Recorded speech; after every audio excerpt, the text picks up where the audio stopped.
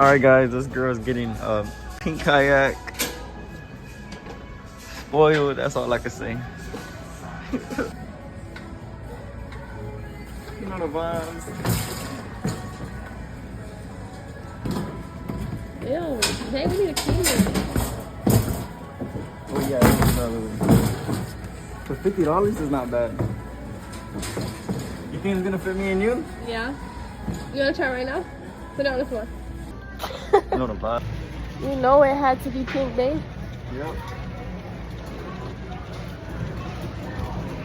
And what if it flips? How are we gonna get back on? What do you mean? How are we gonna get back home? How are we gonna get back on? By jumping it back on. Okay.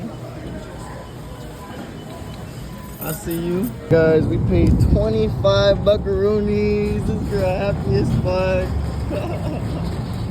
Is that